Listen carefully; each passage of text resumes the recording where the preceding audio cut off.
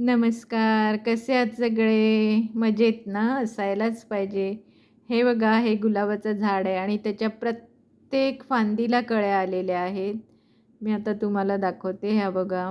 तर तुमच्याकडे गुलाब असतील आणि तुमच्या प्रत्येक फांदीला अशा कळ्या याव्या असं वाटत असेल, तर माझा हा व्हिडिओ शेवटपर्यंत पहा.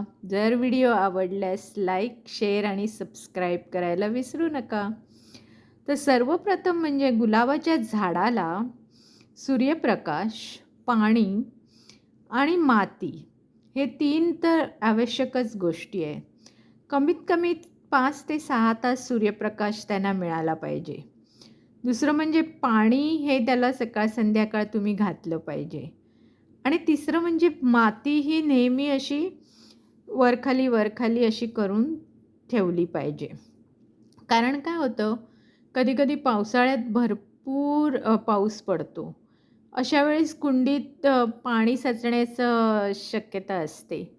त्यावेळेस कुंडीतील पाणी काढून टाकण्यास किंवा त्यात भरपूर माती घातली तरी चालेल. या 2 पैकी एक तुम्ही करू शकता.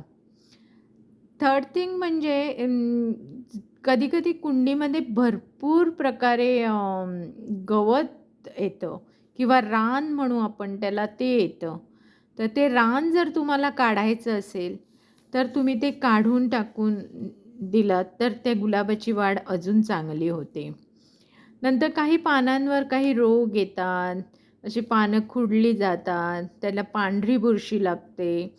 तर अशा वेळेस तुम्ही हे सगळं काढून पानं ती काढून टाकून दिली पाहिजे.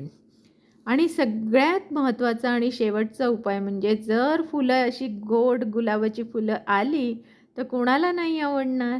मग त्यासाठी तुम्हाला काय करावं लागेल? अगदी सोपा उपाय. ब्रू कॉफी असते. ब्रू कॉफी घ्यायची, ती 1 चमचा पाण्यात मिसळायची आणि ती तुम्ही झाडांना घालायची. बघा तुमच्या गुलाबांना कशा कळ्या येतील आणि कशी फुलं फुलतील ते. आणि ह्याला साईड इफेक्ट काहीच नाही. जर तुम्ही हा प्रकार करून पाहिलात आणि जर का तुमच्या गुलाबाच्या झाडाला खूप फुले आणि फळे गुलाब आले, तर मात्र माझा व्हिडिओ लाईक, शेअर आणि सबस्क्राईब करायला विसरू नका. धन्यवाद.